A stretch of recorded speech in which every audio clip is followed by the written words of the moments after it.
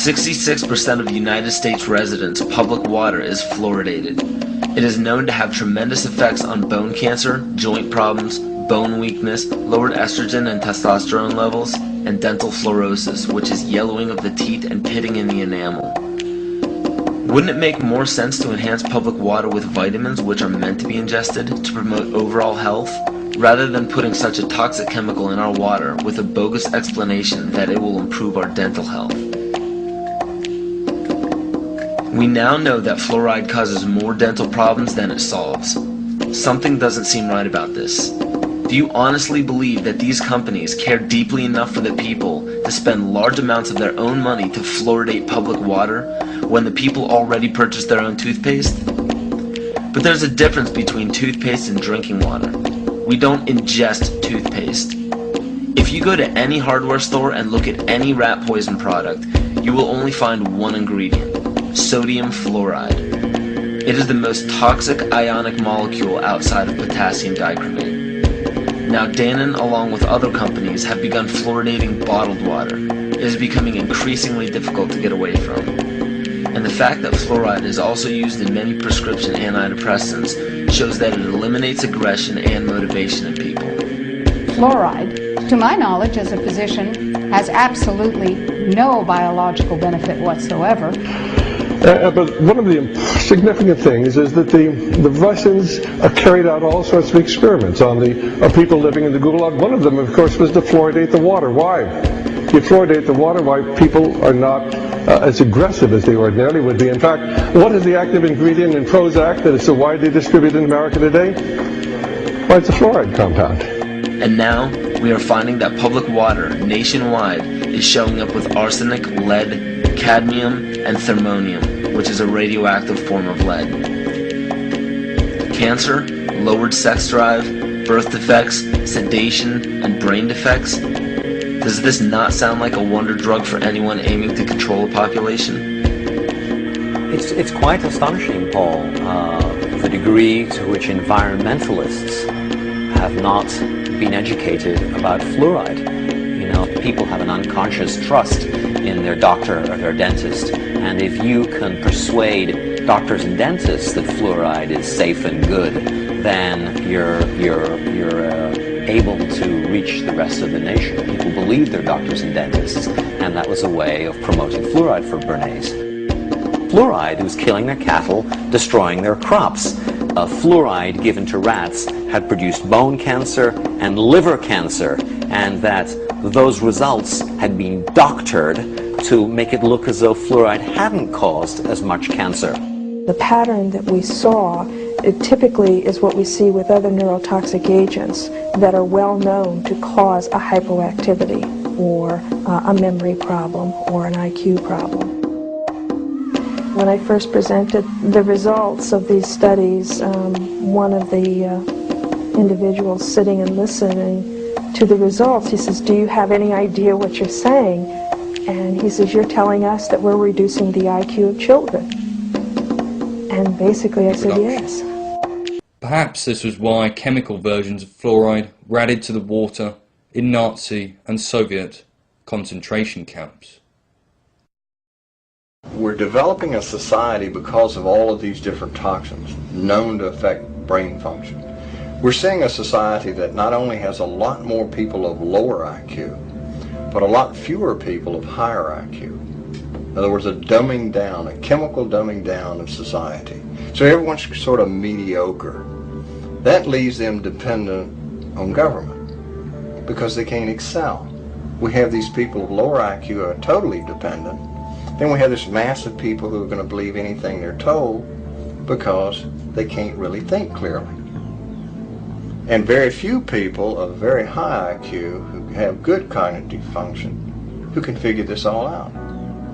And that's what they want. So, you know, you can kind of piece it together as to why they are so insistent in spending so many hundreds of millions of dollars of propaganda money to dumb down society. I think that this bomber isn't Al-Qaeda, isn't anything like that. He's more like, it's a man, he's more like those 9/11 was an inside job kind of guys. They protesting in a violent way, but in a violent way almost like the eco-terrorists, where they don't intend to inflict casualties. But they do it in the middle of the night. The middle of the night. He's making a political point. They could have killed people with it had it been in the day, but they choose to do it at 3 a.m. The cops have to go over there, and we just talking with the commissioner. He has to go over and said, does that camera store have a security camera? Hey, can we see that? There's no master grid of all the cameras. A lot of politicians, and I know you talk about that issue all the time, I think people should be careful what they wish for on China. You know, if China were to revalue its currency, or China is to start making, say, toys that don't have lead in them, or food that isn't poisonous, their costs of production are going to go up, and that means prices at Walmart here in the United States are going to go up too. So I would say China is our greatest friend right now. They're keeping prices low. And mercury-containing vaccines may help, not harm kids, according to 2 new studies in the journal Pediatrics. An African-American student. Want to know what I was doing? Shut up. Please don't tell me to shut up. As respect. Why did you have to tell him you were an atheist if you didn't have any trouble reading the oath? Why didn't you just shut up? What Jimmy Carter should do is privately give Mr. Bush's opinion and shut up publicly.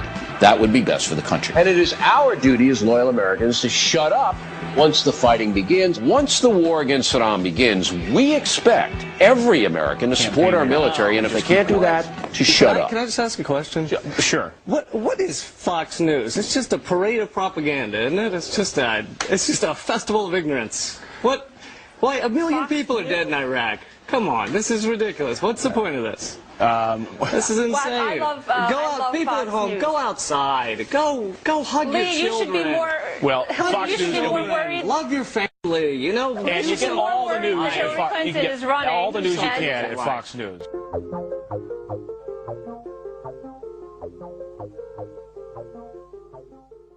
Health authorities in the UK are being instructed by the government to further fluoridate public drinking water. Under Section 58 of the Water Act 2003, water companies now have to fluoridate drinking water if asked to do so by a strategic health authority. The government has suggested that fluoridated drinking water leads to a decrease in tooth decay and therefore a reduction in dental health costs.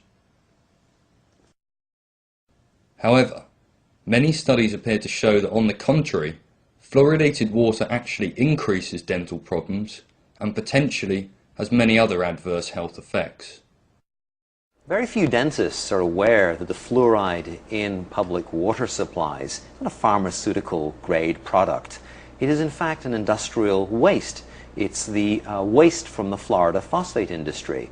In the 1950s, the Florida phosphate industry was being sued by farmers and citizens living near those plants because of the fluoride. It was killing their cattle, destroying their crops.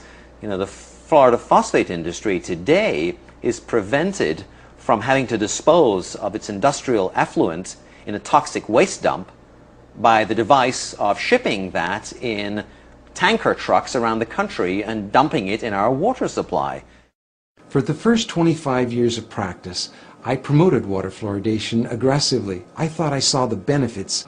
It wasn't until I actually looked at the information myself and sat down and looked at the different government agencies and the different reports and the studies that I began to realize that fluoridation was a problem. One of the first things I did is I looked at my tube of toothpaste. It says drug facts. I know it's a drug. If I were to give it to you, it'd have to be a prescription. That's for swallowing. When it comes to toothpaste, it also says don't swallow. And if you do swallow, contact a poison control center.